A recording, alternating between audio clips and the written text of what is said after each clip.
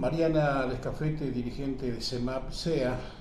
Hoy ha habido una represión realmente preocupante con una docente también que fue internada y varios maestros contusos en distintos puntos de la provincia. Parece que la decisión fue reprimir. Respecto de este tema te vinimos a ver, más otros, ¿qué primera reflexión nos das? Y nosotros desde nuestro sindicato, y habiendo participado en lucha desde muchos años antes de ser sindicato, digamos, entendemos que así como fue en su momento la represión que sufrimos en el puente de Guarupá, en la época del gobernador Clos y demás, con los docentes, estando ahí con los guardapolos blancos y demás, esto no es nuevo, digamos, y también hubo represión en la Cámara de Representantes a los trabajadores estatales, o sea, hay hechos concretos de represión y nosotros desde ya obviamente repudiamos todo tipo de represión a los trabajadores en protestas que están planteándose en un escenario de conflictividad que no lo está generando un sector de un sindicato o los trabajadores como se quieren instalar, sino que está generándose cada vez más un escenario de violencia, pero en base a la falta de respuesta concreta a las necesidades de los trabajadores de tener un salario digno acorde al costo de vida, que es lo que de hecho estamos planteando, por lo cual nosotros en el marco de eso repudiamos la criminalización de la protesta y cualquier digamos represión que haya de parte del Estado, porque tienen derecho a manifestarse y en función de eso no debería generarse desde el Estado esta situación, sino buscar justamente una salida al conflicto, y la salida al conflicto es poner los fondos que nosotros consideramos que están, porque han venido plata. Antes de que me expliques la cuestión de fondos, de dinero en definitiva, observando la situación que se viene de ya con varias semanas o meses dando, primero fue la cuestión de la judicialización de la protesta con denuncias penales, ahora está escalada también, de pronto aparece un sector, el siempre conocido UDPM, que siempre respondió al oficialismo, pero ahora hay un nuevo sector que está firmando un presunto acuerdo, o por lo menos encaminando una negociación distinta a la posición que tienen los gremios, por lo menos los que están hablando en la mesa técnica, y lo expositivo delante de las autoridades que deben definir el salario. ¿Cuál es la cuestión acá? Primero que no es distinta. Primero que no es distinta porque si leen bien el acta, como somos los maestros, tenemos que saber leer, interpretar los textos y saber cuando algo es decir, la expresión de deseo de se reúnen las partes y acuerdan que se van a juntar el día 20, cuestión que los gremios lo vamos a hacer, acuerdan que van a trabajar en una mesa de grilla, que los gremios también lo estamos haciendo, acuerdan que van a plantear que el 923, que el maestro de grado mejore, nosotros planteamos que mejore el 52%, ellos plantearon el 15%, y también plantean el tema de como expresión de deseo, porque no hay ni un acta acuerdo que diga en esa acta nada nuevo bajo el sol, ya que plantean lo mismo que ya acordó la UDPM en su momento en mayo, y ya plantean lo mismo que planteamos nosotros en la mesa, y a su vez no hay nada concreto que diga que a partir de abril cuánto más va a ganar el trabajador. No hay nada. ¿A qué se debe este acting, digamos, de acuerdo o presunto acuerdo salarial de este sector que hablamos específicamente? Habría que expresarle o preguntarle al presidente del consejo, que estuvo ahí haciendo para nosotros un acting, porque si yo leo el acta no encuentro nada nuevo, digamos. Pues no es acta, es acting. Es acting, digamos, porque en definitiva plantea un escenario donde nos parece que no sale de lo que ya viene diciendo el gobierno, que quiere poner determinado monte. Ellos no ponen un monto exacto en abril no hay nada en esa acta, que es lo que nosotros planteamos que tiene que haber en abril, porque consideramos que justamente plata hay, por los fundamentos que nosotros hemos expresado tanto en la mesa como en los distintos lugares donde nuestros delegados, nuestros afiliados nos preguntaron cuáles son nuestros planteos, y nuestros planteos son justamente que la provincia de Misiones ha recibido ingresos importantes, digamos, que en el caso de marzo superaron los 3 billones de pesos, y el monto real de salario, digamos, que hoy paga la provincia no supera los 4.000 millones, y ese monto, digamos, de incremento acorde a la canasta, como nosotros ratificamos, no nos bajamos de ahí, de lo que necesita un trabajador, acorde a lo que dice el estatuto docente, que es el artículo 6b, que dice anualmente debe percibir un salario acorde al costo de vida. Planteamos también una pauta bimestral, porque como está variando la inflación constantemente, consideramos que hoy fue el 6,7. Por eso, o sea, es terrible la situación y nosotros consideramos que hay que dar respuesta, y si la respuesta es solo el palo o el castigo o la criminalización, el camino no va a ser bueno en base a una necesidad de que si la gente está reclamando y está planteando hace rato lo mismo y buscamos las mismas situaciones de represión, las soluciones no van a llegar o van a ser las mismas situaciones que se van a ir reproduciendo. Necesitamos una respuesta y en ese sentido no estamos de acuerdo, por eso repudiamos la criminalización, pero también sabemos que desde los sindicatos vienen planteando desde los sectores, por ejemplo, que tratan de dividir para reinar. Por ejemplo, Colita Galarza hace un acta hoy en nombre del gobierno, porque él plantea que él no va como propio, obviamente, sino que le mandan a hacer ese tipo de acting. Este acting, en realidad, hay dos partes que se prestan para el acting, no es que hay uno solo. Entonces, claro, en este caso hablamos del acta que se firmó en Piraí, sí, donde, por eso usamos la palabra presunto. Sí, sí. Dicen con potenciales que Sí. va a ocurrir tal cosa que en definitiva no es lo que tiene sustentabilidad. Claro, porque cuando uno hace un acta, como hacen los actas de los gremios, cuando se hace un acta de acuerdo, que después se homologa en el Ministerio de Trabajo, porque así son los gremios constituidos, hacen un acta y se homologa para que tenga validez y se pueda reclamar lo que se firma. En esa acta dice concretamente, a partir del mes de abril, el salario docente va a ser de tanto. ¿Dónde dice en el acta eso? No dice nada. O sea, Segundo, es una acta afirmativa, que no es esta que estamos conociendo. no, sería, podría, habría, todos queremos eso, Sí. digamos, o más incluso, y no lo, Claro. no lo está presando. Pero ¿a qué se debe esta Y funcionalidad? yo creo que desde Digamos, creo que desde el gobierno necesitan, ante las próximas elecciones de Junta y Consejo, instalar actores que sean ganadores y otros perdedores, para instalar quiénes son los que tienen que estar ahí adentro y quiénes no tienen que estar. Pero esto divide el campo de los trabajadores de la educación. Y bueno, esa es la idea, dividir para reinar, porque en definitiva necesitamos un escenario bien complejo, sectorizado, dividido, para poder no tener fuerza en el reclamo. El reclamo, más allá de los sectores que podamos tener o no diferencia, que algunos nos plantean incluso algunos que somos traidores o no traidores, la realidad es que el eje en sí tiene que ser claro. Nosotros tenemos un patrón que es el Estado, y el Estado está a cargo de un gobierno y está a cargo de un Consejo General de Educación, la educación en la provincia de Misiones.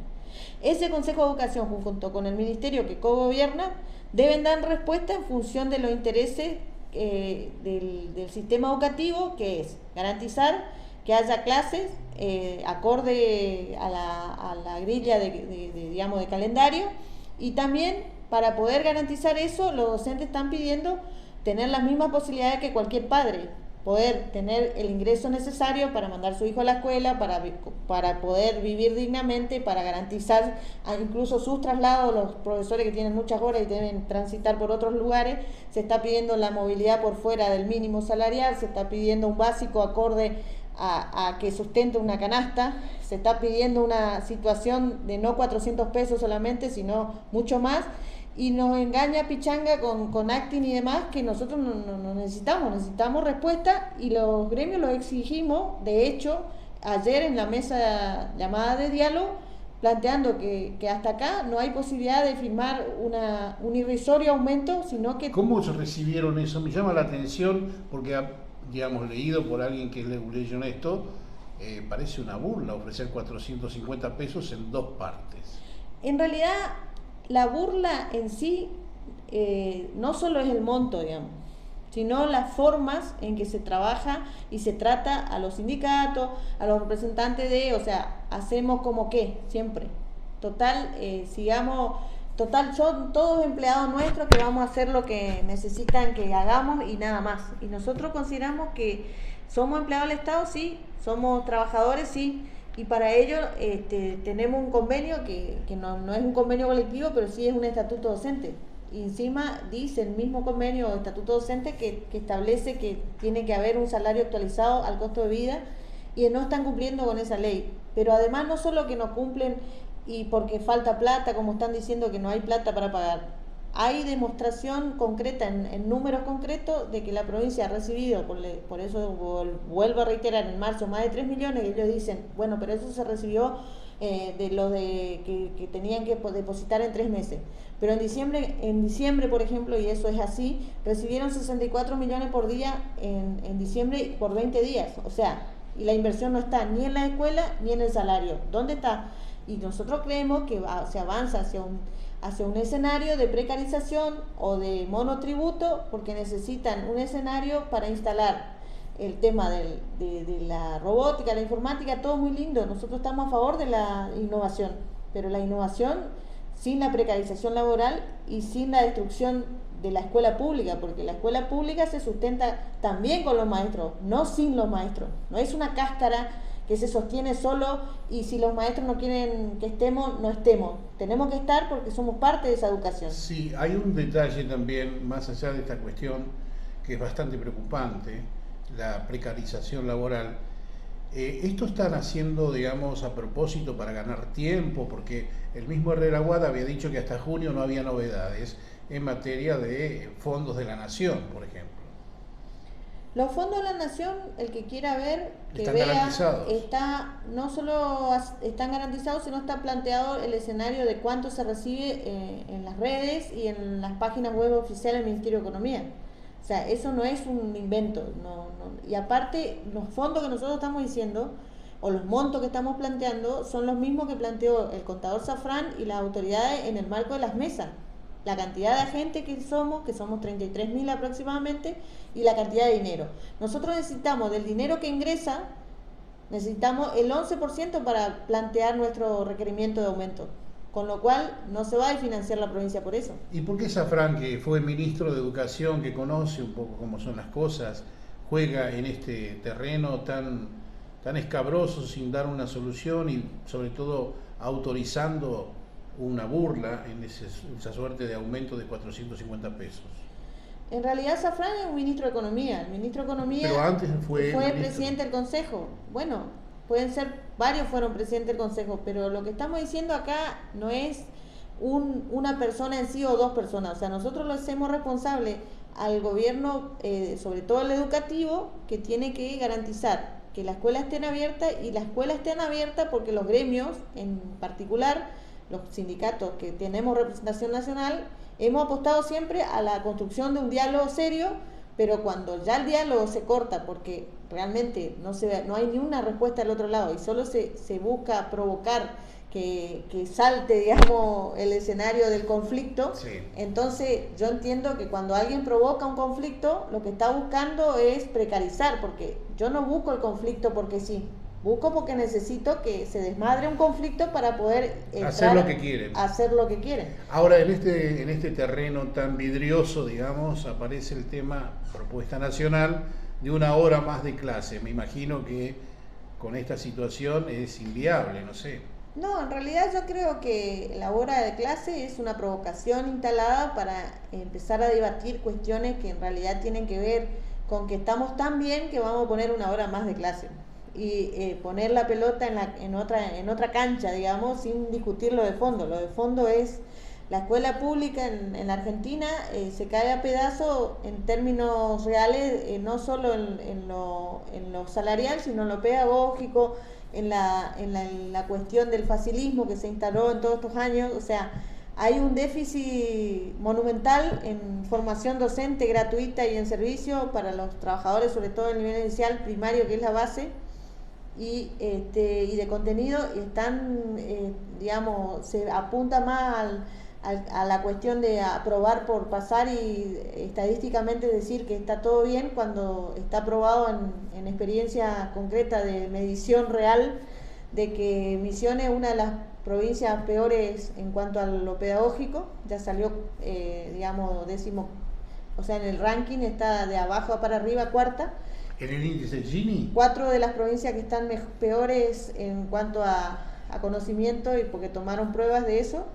Y también las cuestiones pedagógicas, las cuestiones, entonces se habla mucho de innovación, pero la innovación tiene que venir acompañado de un proceso de construcción, no solo de pedagógico, sino... Para muchos, sino para pocos también, ¿no? Claro, porque la escuela pública, hasta acá, yo que sepa, está vigente la Constitución, o ya terminó la Constitución, porque la Constitución dice que el Estado debe ser garante de la educación pública, y la educación pública para todos. Después, si alguien puede mandarla privada o quiere mandarla, es otro tema, pero el Estado en sí tiene que garantizar la escuela pública, y la escuela pública está sostenida por muchos maestros que ponen de su bolsillo montón de elementos didácticos y demás, y tiempo y tecnología en pandemia para seguir sosteniendo la escuela pública. Entonces, en ese sentido, hoy no se ven representados ni remunerados acorde a lo que están poniendo en función de seguir sosteniendo una escuela que el Estado no se está haciendo cargo, principalmente no solo en lo estructural, edificios y demás, que viene plata también para eso, y hay muchas escuelas que todavía no se arreglaron, y sino fundamentalmente en un salario digno para que el maestro esté en el aula y no esté teniendo que ir a la ruta, ni tener que estar discutiendo permanentemente esta cuestión como si fuéramos lo único que hablamos de plata y no nos interesa la educación.